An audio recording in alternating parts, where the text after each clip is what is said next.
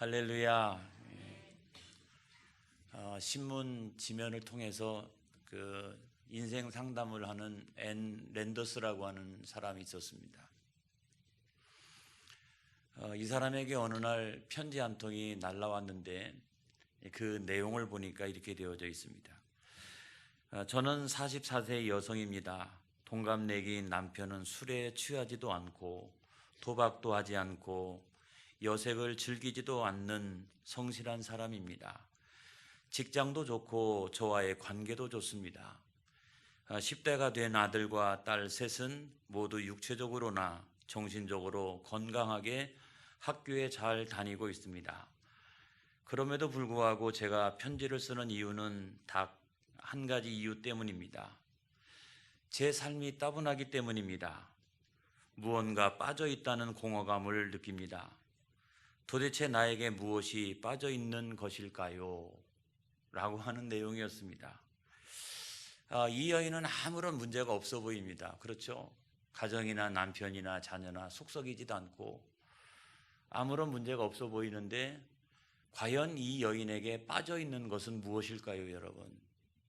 성경은 하나님을 아는 지식이 빠져 있다라고 말씀하고 있어요. 인간은 영적인 존재입니다, 여러분. 육체적으로 아무리 완전해도 영적인 기갈에 빠지면 기쁨이 없는 거예요. 만족이 없는 거예요.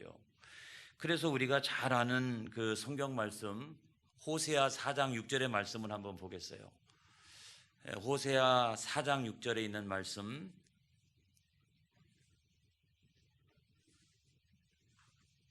하나님을 아는 지식이 왜 중요한지를 잘 설명하고 있는 말씀이라고 생각합니다.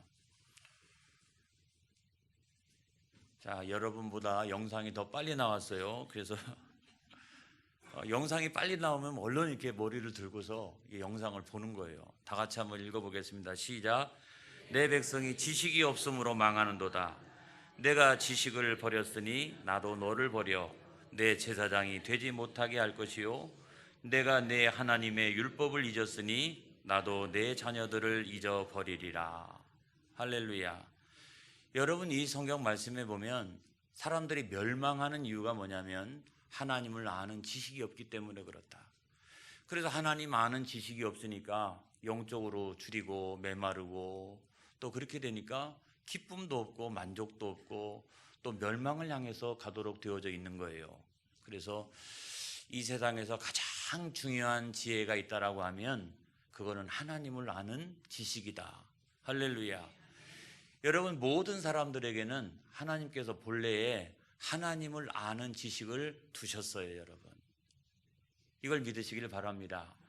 그래서 우리가 어떤 때 막 거대한 파도를 보고 또는 뭐 엄청난 그 폭풍우를 경험하게 되고 또는 뭐 히말라야 같은 곳을 여행할 때는 경비행기를 타고 이렇게 쭉 나가다 보면은 그 옆에 이 비행 고도보다 훨씬 더 높은 산봉우리 막 이런 것들을 보면서 마음속에 경외감 같은 게 일어납니다. 이렇게. 그리고 신비함 같은 게 생기게 됩니다. 캐나다의 그 엄청난 크기의 단풍, 그 천연 빛깔의 단풍 이런 것들을 보면서도 야, 사람이 아무리 물감을 가지고도 저렇게 만들지 못할 거야. 저거는 하나님이 아니고서는 불가능해 라고 하면서 그런 경외감도 느끼고 그런 신비한 감정도 우리가 느끼게 돼요. 뿐만 아니라 가까이 지내던 사람이 어느 날 죽었어요. 오늘도 만나고 그 전날도 만나고 그렇게 했던 사람이 갑자기 죽었어요. 또 내 사랑하는 가족이 죽었습니다. 그리고 처음에는 할아버지 할머니 소천하시고 그 다음에는 아버지 소천하시고 어머니만 이렇게 살고 계시고 어머니 돌아가시고 나면 그 다음에는 우린가 라는 생각이 드는 거예요. 명절 때 갈 때마다 한 분씩 안 계시잖아요. 이렇게 점점점 순서가 이렇게 내가 앞으로 밀려 나오는 것을 우리가 느끼게 돼요. 그러면서 어느 순간에 야, 나도 죽는 것인가 하는 생각이 듭니다. 그럴 때 막연한 어떤 공포감도 생기고 또 죽음에 대한 두려운 마음도 우리 가운데 있기 마련이에요. 여러분, 이런 순간에 우리가 무슨 생각을 합니까? 나는 누구인가? 나는 어디에서 왔다가 어디로 가는가? 혼자 여행을 갔던 어떤 사람이 유럽에 가면 성당들도 많고 오래된 교회당들도 많은데 반드시 그런 곳을 가도록 되어져 있어요. 거기 가가지고 이렇게 의자에 탁 하고 앉아 있는데 나도 모르는 사이에 눈에서 눈물이 납니다. 처음에는 왜 내가 이렇게 울고 있지? 왜 눈물이 나지? 그렇게 생각했는데 나중에는 주체할 수 없이 눈물이 막 터져 나오기 시작하는 거예요. 여러분 왜 그럴까요? 저 슬로베니아 같은 아주 멋진 그 경치를 보면서 처음에는 이야 기가 막히다, 너무나 아름답다 그렇게 생각을 하다가 나중에는 어떤 분들은요 눈물이 나는 분들도 있어요. 우는 분들도 있습니다. 왜 그럴까요? 여러분 왜 그럴까요? 여러분 내 영혼이 우는 거예요. 여러분 내 영혼이 우는 거예요. 내가 원래는 이렇게 살면 안 되는 사람인데 이렇게 살아가고 있으니 내 영혼이 내 속에서 울고 있는 거예요. 이렇게 나도 모르는 사이에 그러는 거예요. 이걸 어떻게 설명할 수 있겠어요? 이런 감정을 어떻게 이해할 수 있겠어요? 심리학적으로? 철학적으로? 안 되잖아요. 종교적인 아마 느낌을 그분이 아마 가졌기 때문에 눈물이 났을 거예요. 그리고 누군가가 존재하고 있다. 신적인 존재가 있다. 그리고 성당에 왔으니 교회당에 왔으니 하나님 계시다. 나는 신앙은 없지만 그 앞에 달려나와서 그 경외스러움과 그 신비함과 이런 분위기 가운데 어떤 존재가 있다는 사실을 느끼게 되는 거죠. 그 앞에서 내 인생 그동안 헛되게 살았네 라는 생각이 들고 내가 그동안 잘못 살아온 거 아니야 이런 생각이 막연히 드니까 자기는 신앙이 없었지만 이 종교적인 느낌이 이렇게 드는 거예요. 그리고 누군가가 내 옆에 있다는 생각도 들고 또는 그 무엇 때문에 갑자기 내 눈에서 눈물이 터져 나오는 것입니다. 여러분 이것을 갖다가 칼빈은 뭐라고 얘기했냐면 종교의 씨앗이다 그랬어요. 종교의 씨앗이다. 하나님을 향한 막연한 느낌이다 그랬어요. 모든 사람들한테는 예수 믿는 사람이든 교회를 안 다니는 사람이든 아무튼 어떤 사람이든 모든 사람들의 마음속에는 하나님을 아는 지식을 하나님이 다 심어 놓았다는 거예요. 그러니까 처음 가본 교회당 안에서도 그런 눈물이 나는 겁니다. 그런 자기도 이해하지 못할 그런 체험도 하게 되는 거예요. 그게 뭐냐면 하나님을 아는 막연한 느낌이 모든 사람들 가운데 있다. 더 정확하게 표현하면 성경은 뭐라고 말씀하시느냐? 그게 호세아서에 있는 말씀처럼 하나님을 아는 지식이 있는 거예요. 나도 모르게 내 안에 인간이면 누구나 다 그 하나님을 아는 어떤 지식이 모든 사람들 마음 가운데 다 있는 것입니다, 여러분. 그래서 어떤 예화에 보면 이런 이야기가 있어요. 숨바꼭질 이런 예화가 있어요. 여러분 이것은 절대로 실제가 아닙니다, 여러분. 이거는 그냥 예화예요. 예화인데 거기에 보면은 하나님께서 어느 날 천사들을 다 불러 모아놓고 이렇게 말씀하십니다. 얘들아, 내가 사람을 엄청나게 사랑하는데 내가 사람들과 함께 숨바꼭질 하면서 놀고 싶구나. 그런데 어디에 숨으면 좋을까? 그렇게 이야기하니까 그 중에서 천사 한 명이 하나님 깊은 바닷속에 숨어 있으면 아무도 모를 것입니다 그랬어요. 두 번째 천사가 하나님 그러지 마시고 높은 산 위에 숨어 계시면 아무도 모를 것입니다 그랬어요. 그랬더니 막내 천사가 뭐라고 얘기했냐면 하나님 그렇게 복잡하게 하지 마시고 사람들 마음속에 숨어 계십시오 그랬어요. 그러면 사람들은 어리석어서 하나님이 그렇게 가까이 계시다라고 하는 사실을 느끼지도 못할 것입니다 그랬어요. 여러분 저하고 이 신론을 공부하면서 우리가 하나님에 대하여 감히 공부하게 될 터인데 이 공부를 해나가는 동안에 살아계신 하나님, 오늘도 구원의 역사를 전개하신 그 하나님을 체험하는 놀라운 시간이 되어지기를 축복합니다. 할렐루야. 여러분 하나님은 존재하십니다. 여러분 제가 지난 주간에 하나님은 분명히 존재하신다 라고 하는 말씀을 드린 바가 있어요. 그런데 문제는 유한한 인간이 무한하신 하나님을 알 수가 있느냐? 알 수가 있느냐? 여러분들은 어떻게 생각하세요? 우리는 알 수가 있습니다, 여러분. 그런데 하나님에 대하여 완전히 알 수는 없어요. 그랬죠. 부분적으로 아는 거죠. 부분적으로. 여러분, 그 성경 말씀이 어디 있냐면 오늘 성경 말씀이에요, 여러분. 오늘 성경 말씀 로마서 1장 19절에 있는 말씀에 보면 이런 말씀이 있습니다. 자, 19절로부터 20절까지 있는 말씀을 다 같이 한번 읽어봤으면 좋겠어요. 로마서 1장 19절로부터 20절까지 있는 말씀 그대로 한번 읽어보겠습니다. 자, 시작. 이는 하나님을 알만한 것이 그들 속에 보임이라. 하나님께서 이를 그들에게 보이셨느니라. 창세로부터 그의 보이지 아니하는 것들 곧 그의 영원하신 능력과 신성이 그가 만드신 만물에 분명히 보여 알려졌나니 그러므로 그들이 핑계하지 못할지니라. 할렐루야. 여러분, 하나님께서 존재하시고 하나님 살아계시다는 사실은 모든 사람들의 마음속에 이미 두셨다는 겁니다. 그래서 자연의 만물 가운데서도 하나님 두셨고요, 그 다음에 인간의 마음속에도 하나님께서 두셨다는 거예요. 그렇기 때문에 언젠가 심판할 때에 아무도 핑계할 사람이 없으리라는 겁니다. 나는 예수 안 믿었는데요, 나는 교회당 안 가봤는데요, 그래 나는 모릅니다. 그러나 아무런 핑계를 사람들이 댈 수가 없으리라, 이렇게 말씀하고 있어요. 저는 이 성경 말씀을 보면서 회개가 됐어요. 이 성경 말씀을 보면서 회개가 됐어요.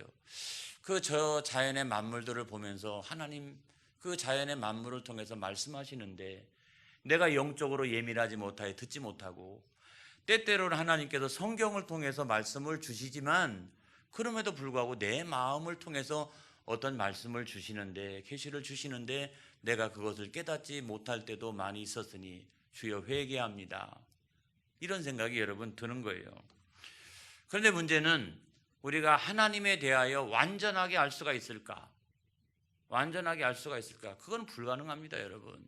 왜냐하면 인간의 이성은 타락해 있기 때문에 그 타락한 이성을 가지고 우리가 하나님을 알 수 있는 여러 가지 방법들이 많이 있지만 그 방법들을 다 동원한다 할지라도 우리는 하나님을 완전하게 알 수가 없습니다. 그래서 하나님께서 성경을 통하여 또는 다른 것들을 통하여 하나님께서 계시해 주시는데 그 계시해 주는 것만, 그만큼만 우리가 하나님에 대하여 알 수가 있다는 거예요. 그것을 신학적으로 이야기하면 불가완해성이다 그럽니다. 불가완해론이라고 말합니다. 불가 가능하지가 않다. 완해라고 하는 말은 뭐냐면 완전하게 이해하는 것이, 완전하게 해석하는 것이, 하나님에 대하여 완전하게 이해하고 하나님에 대하여 완전하게 해석하는 것은 아예 처음부터 불가능하다, 이 말이에요. 불가능하다. 그거를 우리가 불가완해성 또는 불가완해론 그렇게 말하는데, 그거 말고 조금 비슷한 게 있어요. 불가지론, 이런 것도 있죠. 불가지론. 불가지론이라고 하는 말은 불가, 할 수가 없다, 이런 말이죠. 뭐를? 하나님을 알 수가 없다. 유한한 인간은 무한하신 하나님을 아예 알 수가 없다. 알 수가 없다. 어떻게 그 인간이 그 하나님에 대하여 알 수가 있겠느냐라고 여러분 이야기하는 사람들이 있어요. 그래서 하나님을 안다라고 이야기하는 사람들은 그들의 상상 속에서 그들이 무언가를 유추해내 가지고 아는 것이기 때문에 그거는 믿을 만한 것이 못 된다. 아예 인간은 하나님을 알 수가 없다라고 하는 것이 불가지론이에요.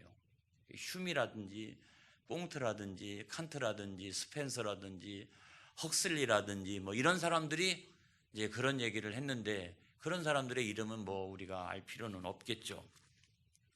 그런데 그 불가지론을 이야기하는 사람은 가만히 생각해 보니까 불가지론을 연구하다가 그만큼 하나님을 알게 된 것 같아요. 그러니까 하나님이 계신데 하나님을 알 수가 없다, 이런 얘기잖아요. 안 그래요?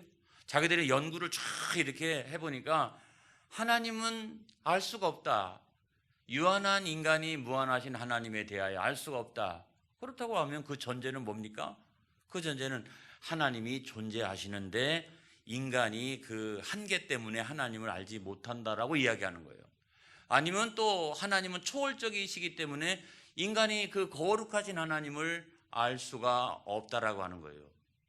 이들은 오랫동안 연구해서 아무튼 하나님을 알 수가 없다, 인간이 알지 못한다라고 이야기했는데, 제가 그들의 연구 성과를 쭉 하고 검토해 보니까 이들은 그만큼 하나님을 알게 된 거예요. 연구하다가 하나님을 알게 됐어요. 뭡니까? 하나님은 존재하신다. 근데 우리가 알 수가 없다. 하나님은 너무 초월적이기 때문에, 거룩하신 분이기 때문에 죄 많은 인간이 알 수가 없다라고 하면 그 앞쪽은 이미 그들이 연구를 통해 가지고 알게 된 사실 아니겠어요? 공부하다 보면 하나님을 알게 되는 거예요. 그렇죠? 어떤 분은 하나님은 안 계시다라고 하는 걸 내가 증명할 거야 라고 공부하다가 하나님을 믿게 되는 경우가 얼마나 많이 있습니까? 근데 이것보다 더 심각한 문제는 뭐냐면 무신론이죠. 그렇죠? 무신론. 이거는 하나님의 존재 자체를 부정하는 거예요. 그러니까 내가 아무리 그 공부를 해봐도, 경험을 해봐도 하나님이 계시다라고 하는 사실을 모르겠다. 불가지론하고 좀 비슷한 측면도 있습니다. 모르겠다. 그러기 때문에 고로 하나님 안 계신다, 이런 거죠. 이게 무신론이에요. 무신론. 이게 더 나쁜 거예요. 그래서 그것의 모든 기원은 다 뭐냐고 하면, 우리가 여러분 기도할 때 우리가 인본주의자가 되지 않게 하여 주옵소서 이렇게 기도하시는 분들이 있잖아요. 설교할 때도 설교다가 인본주의적으로 내가 성경을 해석하지 않도록 인도하여 주옵소서라고 할 때도 있어요. 근데 인본주의라고 하는 건 어떤 거냐면 이런 겁니다. 불가지론과 무신론이 인본주의예요. 자, 내가 알 수가 없으면 안 계신 거예요. 내가 아는 만큼 계시는 거예요. 그러니까 그 출발점이 뭐냐면 내가 출발점이에요. 그러니까 내가 보이는 대로만 인정하고 내가 다 이해하지 못하면 안 계시는 거라고 치부해 버리는 것이 무신론이에요. 그래서 우리가 여러분 신앙생활 할 때는 신본주의적으로 신앙생활 해야 될 줄로 믿습니다. 신본주의적으로 신앙생활 한다라고 하는 말은 어떤 거냐면 성경적으로 신앙생활 한다는 거예요. 성경은 하나님의 말씀이기 때문에 하나님께서 말씀하시는 그 성경을 통하여 하나님이 어떻게 존재하시고 계시는지를 바라보는 것입니다. 할렐루야. 그래서 우리는 신앙생활 할 때, 그래도 우리는 뭐 인본주의적으로 해야 된다, 뭐 인간의 이성과 뭐 합리주의와, 여러분 그것은 세상에서는 도움이 될런지 몰라도 우리가 하나님에 대한 이해를 할 때는 그거 갖고 안 되는 거예요.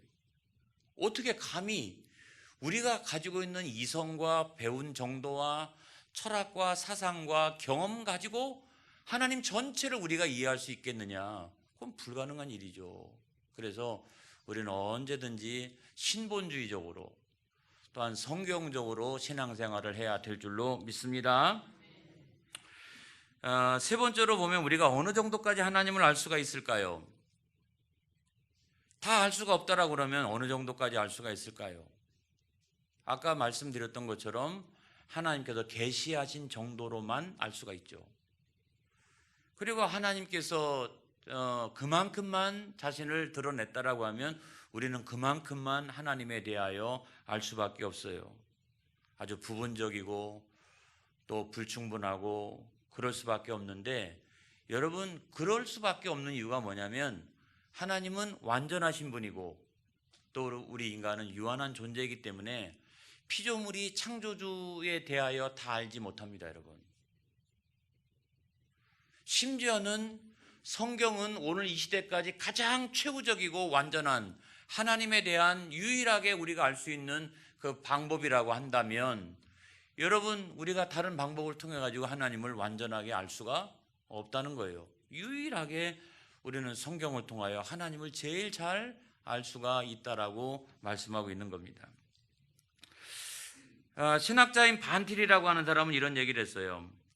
우리는 현세에서도 내세에서도 하나님을 완전히 알 수가 없다. 우리가 천국에 이르면 분명 지금보다 훨씬 더 많이 알게 될 것이다. 하지만 완전히는 알 수 없으니 우리는 하나님의 피조물이기 때문이다. 이렇게 얘기했어요. 저는 이 견해에 동의합니다, 여러분. 그때는 뭐 거울로 보는 것처럼 다 이렇게 보게 되겠지만 그래도 내가 하나님에 대하여 다 알게 되었다라고 누가 감히 이야기할 수가 있겠어요?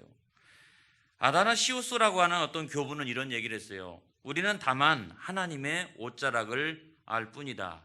그 나머지는 그룹들이 날개로 가리웠다라고 표현을 했어요.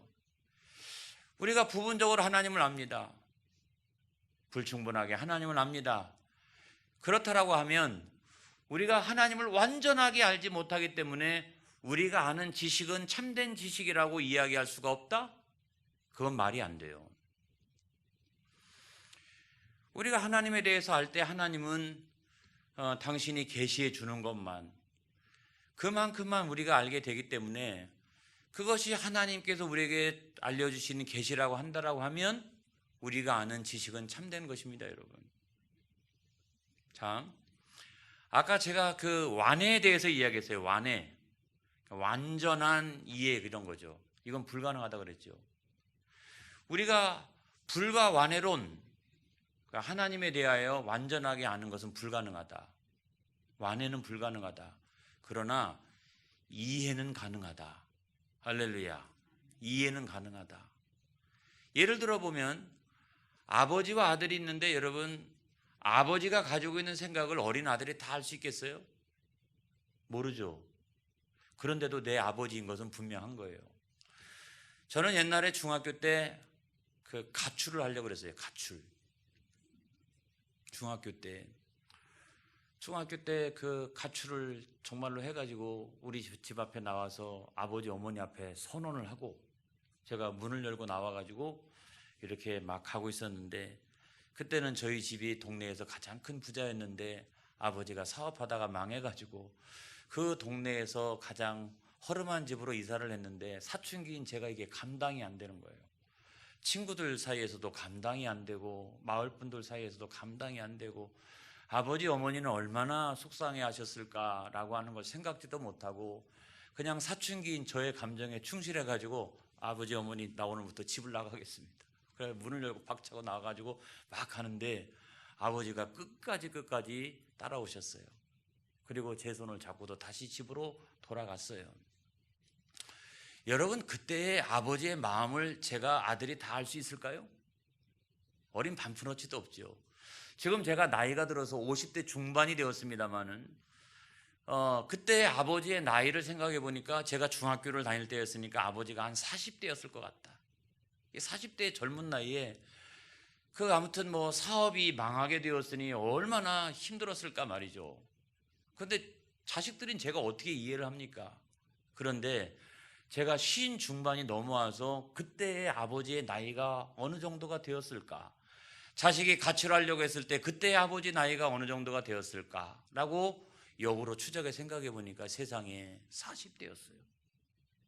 제가 지금 40대를 보면 어리다는 생각이 듭니다, 여러분. 이게 아이고 언제 50 넘어오지? 이런 생각이 들어요. 그런데 그런 40대에 그 엄청난 일을 당했단 말이죠. 그런데도 말 한마디 하지 않고 꿋꿋하게 그 상황을 이겨나가기 위해서 노력하려고 하는 그 아버지의 마음을 저는 중학생 자식은 절대로 이해를 못했던 거예요. 나중에 시운이 넘어가서 50대 중반이 되니까 그 아버지의 마음이 지금에 와서 이해가 돼요. 얼마나 힘드셨을까? 얼마나 외로웠을까? 얼마나 괴로웠을까? 이런 것들이 이해가 되는 거예요. 여러분, 우리가 하나님을 다 알 수 없습니다. 하나님을 다 안다라고 이야기하는 사람은 이단이 될 가능성이 커요. 이단의 교주가 될 가능성이 큽니다. 아무튼 우리는 하나님이 보여주시는 것만, 하나님이 말씀해 주시는 것만, 하나님이 특별 계시로 성경을 통해서 말씀해 주시는 것만, 그걸 통해 가지고 우리가 하나님에 대하여 가장 바른 이해를 할 수가 있다는 사실을 믿으시기 바랍니다. 그래서 우리의 종교는 어떤 종교냐? 우리 기독교는요, 다른 종교하고 많이 달라요, 여러분. 우리 기독교는 계시의 종교예요. 하나님이 계시해 준 것만 가지고 아는 종교이기 때문에 계시의 종교예요. 그래서 그거를 조금 다른 표현으로 얘기하면 은혜의 종교다, 은총의 종교다. 그래서 우리가 기도할 때 은총의 하나님 이렇게 시작하시는 분은 신학적으로 수준이 높은 분이에요. 그래서 우리의 종교라고 하는 것은, 기독교라고 하는 것은 하나님이 계시해 준 것만 아는, 하나님의 은혜로 구원받고, 할렐루야, 하나님의 은혜로 우리가 영생을 얻고 하나님의 은혜로 천국 가게 되어지는 그와 같은 종교가 우리 기독교다라고 하는 것을 여러분 믿으시기를 바랍니다. 그래서 다른 종교는 자기가 노력하잖아요. 내가 도를 깨닫고 내가 공부하고 이런 걸 통해 가지고 신의 영역에 이르는 거지만, 그런다고 해가지고 그런 사람들도 대부분 보면 죄를 짓습니다. 죄의 문제를 해결하지 못해요. 은혜의 종교가 아니고서는, 계시의 종교가 아니고서는 여러분 참된 종교라고 우리가 이야기하기가 대단히 어렵다라고 하는 말씀이에요.